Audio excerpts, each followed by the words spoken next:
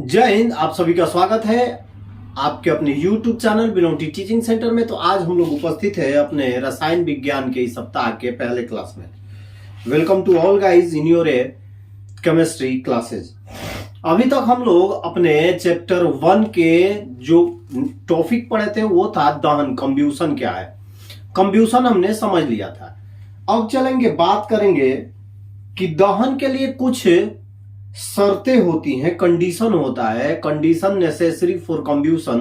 वो कौन कौन सी कंडीशन होती है उसके बारे में आज हम लोग चर्चा करने वाले हैं। तो सबसे पहले देखिए, दहन की जो चर्चाएं होती हैं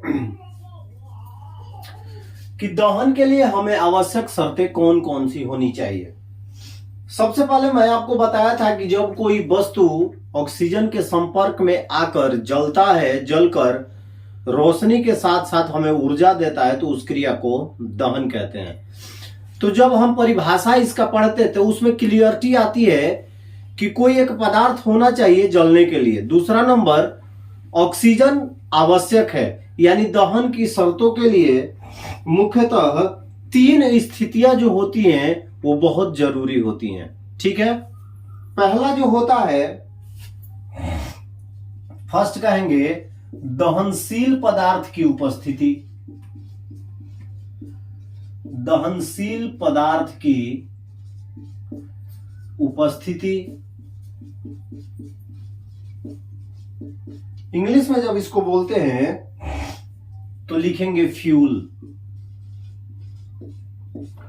दूसरा जो होता है दहन के लिए, दहन के पोषण पदार्थ की उपस्थिति।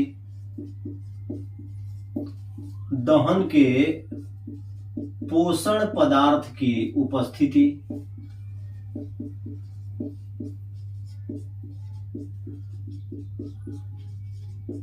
और तीसरा जो हमारा होता है, यानी दहन के पोषण पदार्थ की उपस्थिति मतलब एयर।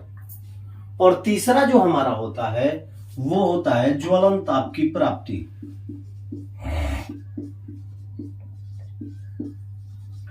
ज्वलन ताप की प्राप्ति, दैट मीन्स कहा जाए टेम्परेचर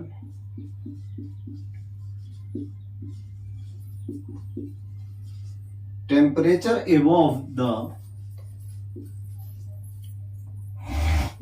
temperature above the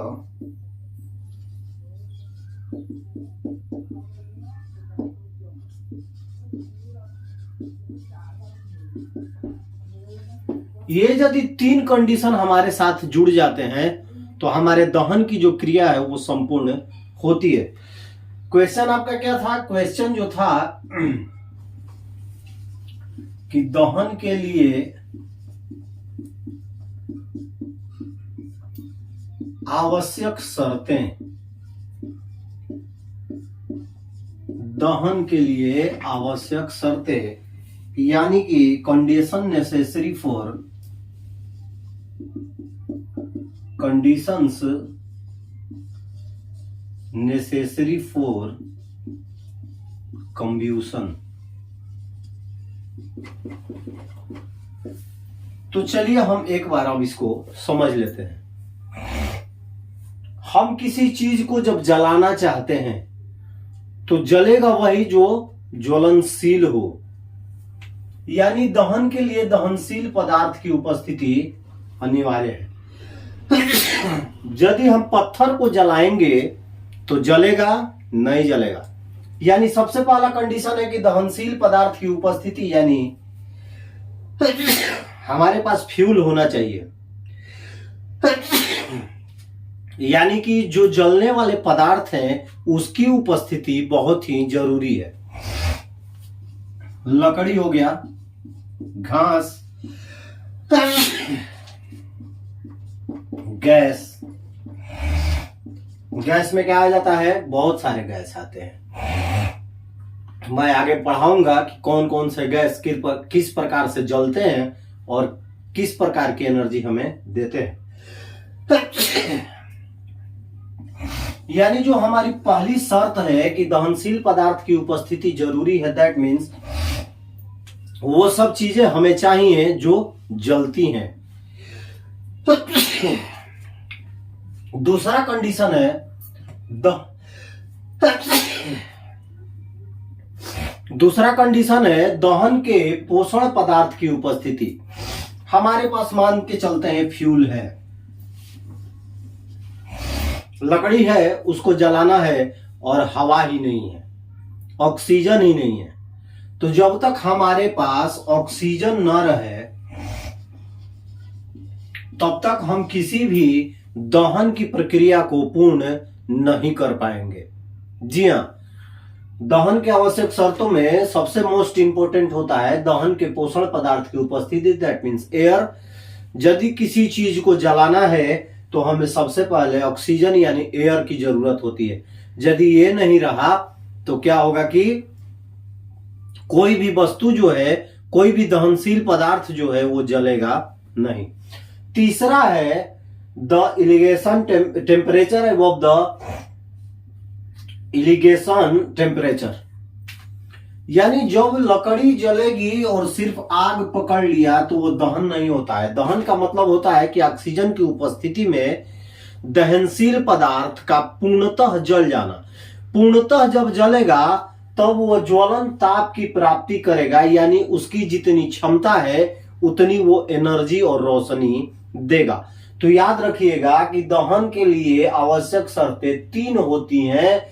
दहनशील पदार्थ की उपस्थिति यानी ईंधन होना जरूरी है, दहन के पोषण पदार्थ की उपस्थिति दैट मीन्स ऑक्सीजन होना जरूरी है, और ज्वलन ताप की प्राप्ति यानी कि जब दहन की क्रिया आरंभ हो तो पूर्णतः अपनी क्षमता तक जले तब हमें निश्चित मात्रा में, या कहा जाए कि उसकी क्षमता के अनुसार हमें ऊर्जा और रोशनी प्राप्त होगी।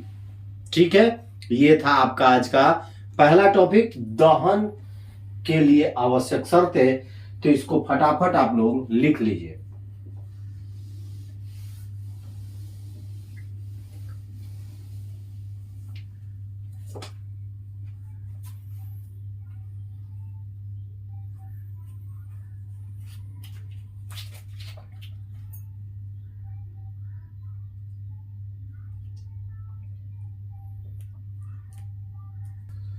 चलिए इस चैप्टर में हम दूसरे टॉपिक की ओर चलते हैं। तो दूसरा जो हमारा टॉपिक है वो है ज्वाला, जिसे इंग्लिश में हम कहते हैं फ्लेम। अब देखेंगे कि ज्वाला क्या होता है। फ्लेम की चर्चा की जाती है बार बार आप लोगों के सामने कि फ्लेम फ्लेम फ्लेम। आप लोग मोमबत्ती को जलते हुए देखे हैं, यह टॉपिक आपको पढ़ना है और इंपॉर्टेंट है। इसमें देखे होंगे कि इस तरह की एक ज्वाला क्षेत्र जलते हुए मोमबत्ती के कैंडल, जो कैंडल है उसके ऊपर इस प्रकार का आप देखे होंगे कि जलता हुआ नजर आता है, जिसमें गौर से आप देखेंगे ना तो देखेंगे कि ये पीले रंग का भी होता है और बीच में जहां नीचे जल रहा होता है वो नीले रंग का भी होता है। तो ज्वाला क्षेत्र है क्या? ये जो चीज है ये क्या है? तो ज्वाला क्षेत्र का मतलब सीधे सीधे आप समझ सकते हैं कि ज्वाला वह क्षेत्र है जिसमें कोई गैसीय पदार्थ जलता है, न लिक्विड जलता है न सॉलिड जलता है। ज्वाला की जो क्षेत्रें होती हैं जहां पे आग भभकता हो, आप देखे होंगे कि जहां पे आग भभकते रहता है वहां पर सीधे सीधे कह सकते हैं कि कोई गैसीय पदार्थ जल रहा है। यही कारण है कि काफी तेज लौ निकल रही है जिसे ज्वाला कहा जाता है। तो सीधे सीधे भाषा में लिखेंगे कि ज्वाला वह क्षेत्र है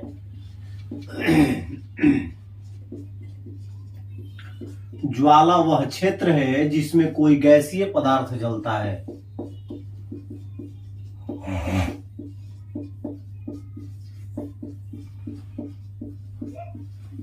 जिसमें कोई गैसीय पदार्थ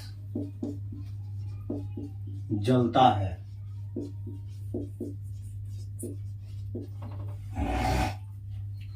The substances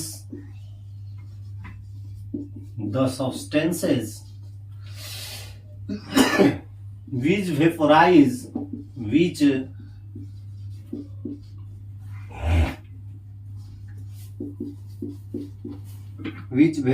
while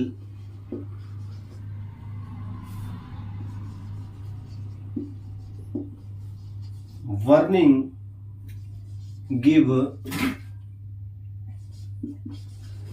flames. It is a place where combustion of fuel take places. यानी ज्वाला क्षेत्र वह क्षेत्र है जिसमें कोई गैसीय पदार्थ जलता है। भले हमें लगता है कि हम सॉलिड का कंब्यूशन कर रहे हैं या लिक्विड का कंब्यूशन कर रहे हैं, लेकिन ऐसा होता नहीं है। ज्वाला जहां भभकती रहती है, आग की देखे होंगे कि लपटें उठती है, वहां पर कहीं ना कहीं कोई गैसीय पदार्थ जलता है। तो आप बोलेंगे कि ऐसा कैसे होता है, हम तो लकड़ी जला रहे हैं। लकड़ी आप जला रहे हैं ठीक है, लेकिन जब वो ज्वलन ताप की प्राप्ति करती है तो सबसे अच्छा ऊर्जा वो गैसीय रूप में देती है, उसका ट्रांसफॉर्म हो जाता है। आप जब जलाते हैं तो वो ठोस रहता है, ठीक है, लेकिन धीरे धीरे जब वो ज्वलन ताप की प्राप्ति करती है तो वो उसका रूप चेंज हो जाता है। आप देखे होंगे लकड़ी जो है, कभी देखे होंगे कि लकड़ी के अंदर से पानी छूटता है। पानी क्या होगा, जलवाष्प में बदलेगा। जलवाष्प क्या है, एक गैसीय सब्सटेंस है जो जब जलेगा तो अपने ज्वलन ताप की सबसे संपूर्ण अवस्था को प्राप्त करेगा और तभी हमें ज्वाला दिखाई देती है, फ्लेम दिखाई देता है। तो उम्मीद है आज के आपके 2 टॉपिक जो है वो आपको समझ में आया होगा। कल फिर मिलेंगे अगले वीडियो में, तब तक के लिए आप सभी को जय हिंद। अपना ख्याल रखिए, बड़ों का सम्मान कीजिए और इसको फटाफट नोट कर लीजिए।